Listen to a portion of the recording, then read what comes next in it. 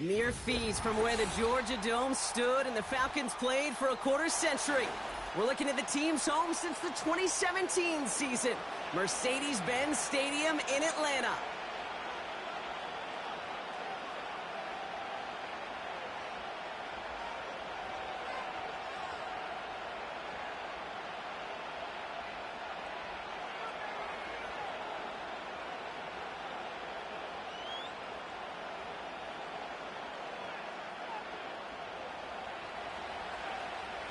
Jason Sanders is out, ready to kick this one away.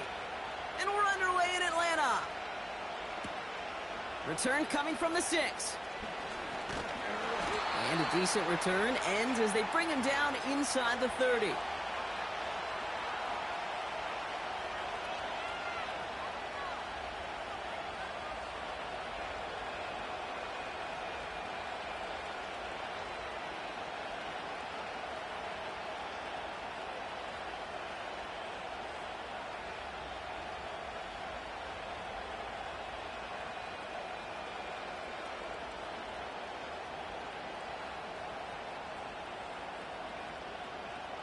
All right, let's get this show on the road. It is 1st and 10. Play action now. Burrow. It's intercepted on the first play of the game. Picked off by Cater Kohu. Oh, baby, this stadium was already loud to start this game, Brock. But that play, it's in an absolute uproar now. And the one thing you want to do as an opposing team is quiet the crowd, especially as a quarterback. It's your job to quiet that home crowd, but an interception, well, it does nothing but add fuel to the fire. A fever pitch now as the offense takes the field, looking for an early lead. Markers reset, ball at the 37.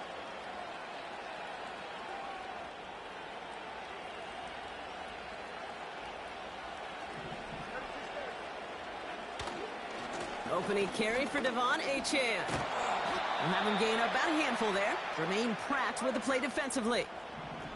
Working quickly here. Second down carry for Achane. And they've got him down near the red zone at the 22. Offense in the hurry up here. First down, and they go right back to it. And they had that one contained right at the line. Brought down by Trey Hendrickson.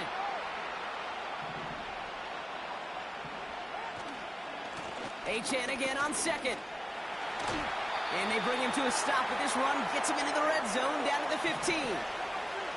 Offense up to the line fast. 3rd and 2. Now Tagovailoa. His first throw is an interception. Jermaine Pratt picks it. 40. Into the red zone. And he makes the Hefco. It's a touchdown on the pick 6. Just tried a little bit too hard to get that 3rd down conversion. Brock wanted so badly to keep that opening series going, and that one cost him. Yeah, I think it's less, Kate, in this case about the throw and much more about crediting the defense who was ready and willing to be opportunistic. Not just knock that ball away, Yeah. They wanted to take advantage of that opportunity, and they jumped on it.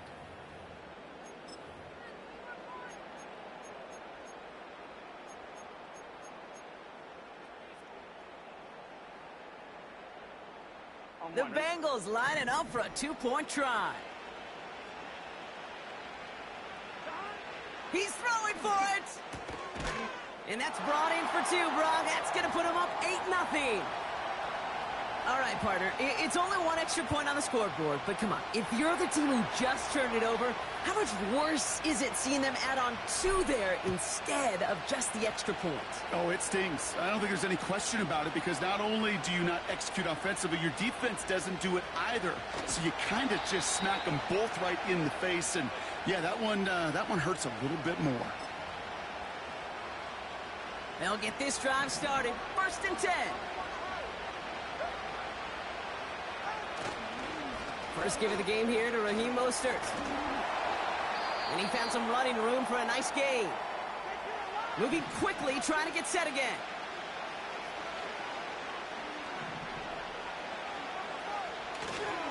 It's Mostert on second down. And he's caught behind the line for a loss. I talked to a bunch of different GMs, Kate, especially around draft time, and they all say the same thing. Linebackers are so hard to find. It's hard to transition from the college game that's in so much space to this game where you've got to play in a phone booth, yet have that explosiveness to chase a play on the outside down like that linebacker just did. That one's complete, right side. And they finally bring him down, but that is a big gain and a new set of downs.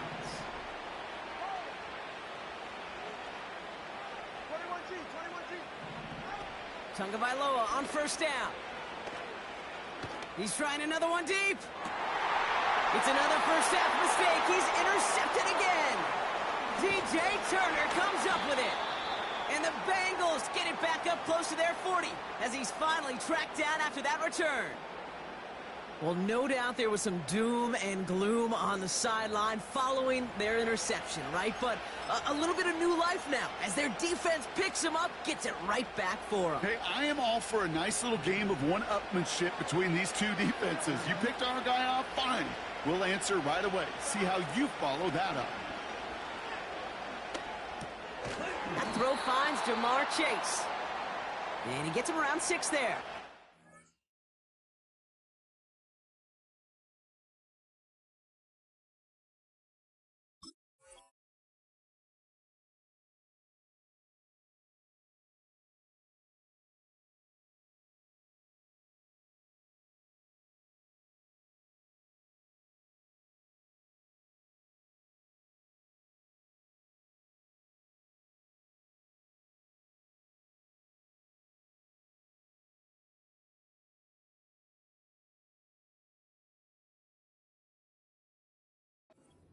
In there to make the stop.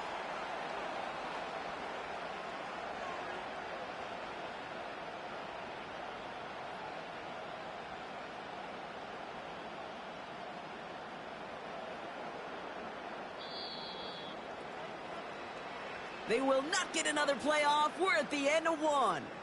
Neither side separating much so far. We'll make our return to Mercedes-Benz Stadium after this.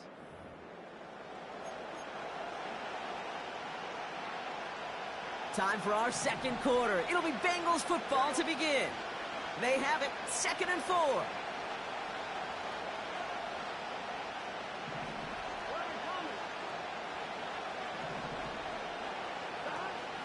First get of the game here to Chase Brown. He's going to snag a couple of yards charging up the gut. A long-time standout, Calais Campbell there for the stop. Just 2 yards there on the carry. They're going to need another 2 now on 3rd down. I think one thing you learn, Kate, when you transition from college to the NFL, not every run is going to be a big play. Some of them, well, they're just destined to end in a minimal gain, and some of them will set up that critical play action for later. Here's Brown again. And he's down. Looks like they made the stop at the 46-yard line. It's a pickup of 9 yards. And it'll be first down, Bengals. New set of downs for him from the 46. Going to the ground again on first. And he's going to manage a lone yard on that drive up the gut. Tackle made by Jordan Brooks. Just a gain of 1, and that brings up 2nd and 9. This time it's a passing play. That's incomplete left side. That is normally a gimme for this offense, these short throws. But the defense, well, they had just enough influence on that play to force the incompletion. Falls to the ground out left, incomplete. You know, it's a point of emphasis in practice each and every week, no matter where we go. How are we going to attack the coverage on 3rd down? Well, we chose the wrong play off that call sheet that time. 3rd down pass didn't work, but the offense staying out there on 4th. Trying for it with Burrow. And oh, someone stepped in. It's intercepted. Picked off Kendall Fuller. And the Dolphins take over just shy of the 40. Well, Brock, if you like defense, you are loving what you're seeing right now. Consecutive drives that have ended in interceptions. It's become a real defensive battle. Well, let's see here, Kate. We got one, we got two. Do I hear a third interception in a row? I'll tell you this right now. These defenders, they are squashing that thought. The defenders are offensive guys with bad hands because they're making it happen, taking the ball away. Started a little slow, but we've arrived at the 2-minute warning. It's the Dolphins dealing with 2nd and 13.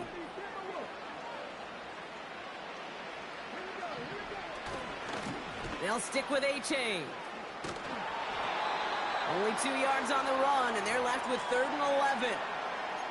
Okay, that's a run that's ho-hum on the stat sheet, but if you see a bigger play on the ground later on, it'll largely be because of a play just like that one, softening up the front and opening the door for a bigger gap in the future. And he won't salvage that. It's a loss on the play. Kid, I'll never forget walking into the Hall of Famer Dwight Freeney's meeting room with those defensive linemen. The late, great John Tierlink, his coach, he had a little sign up in his office, and it was sacks, and that money sign was the S, because ends and D linemen make their money with sacks. But you win games when they stop the run like that. That's grabbed inside the 30. And he does quite a bit of damage before they finally take him down. Now they'll hit the line just outside the red zone following that big play. They go play action on first. Flushed out of the pocket. And he'll take this across. Touchdown, Miami. The Dolphins earn the chance to tie it before halftime. It seems like a lot of the time, Brock, even if the results aren't quite as flashy every rep, tight ends are even more reliable scorers than a lot of receivers are when it comes to the passing game. Yeah, I would agree with that, but there's also a lot more real estate for them to work with, right? Think of the receivers. They got to deal with the sidelines, that 12th defender. Many of these tight ends, they've got a ton of field to work with, and when they prove to the quarterback they can be a difference maker, they'll look for him. So following the missed point after, a chance to take his frustrations out on that football as he sends this away. Has this at the 6. He's popped at the end of that one. Painful end to a real solid return there. 1st and 10 now from the 30. Burrow setting up the play action. He had it for a moment, but a great defensive play to jar it loose. Incomplete. Trying to get it to T. Higgins. And we'll see what they do here on 2nd down. Burrow to the air now. Fits it through the middle. Still has some space inside the 35. He makes it in for the Cincinnati touchdown. The Bengals will add to their lead at the end of the half. It's a Jamar Chase touchdown. Point after up and good by McPherson. And the Bengals push the lead to 2 scores now.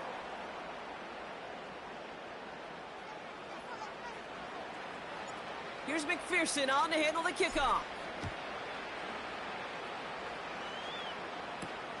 On the return, here's Tyreek Hill. And he's brought down quickly right inside his own 10. Well, that's the case of either overthinking things or somehow not thinking enough on that kickoff return. You got to think the 20-yard line is worst case. Instead, the coverage team sticks him with a really long field ahead. Yep, as expected, they go to the ground to start this one off. And he gets up for a gain of about 4. Now the Dolphins call a timeout. It's their first. 2nd and 6 coming up here. The defense calls a timeout, so that's their first. They'll have 2 left to work with before halftime.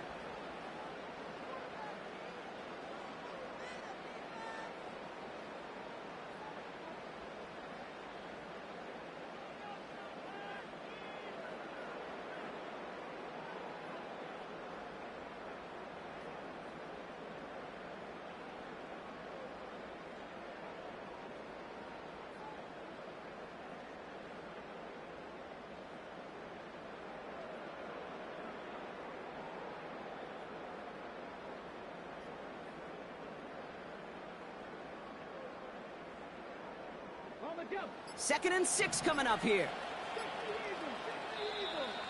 And the play clock hits 0. This is going to be delay a game. And they're going to go ahead and let the play stand as it happens. They decline the penalty.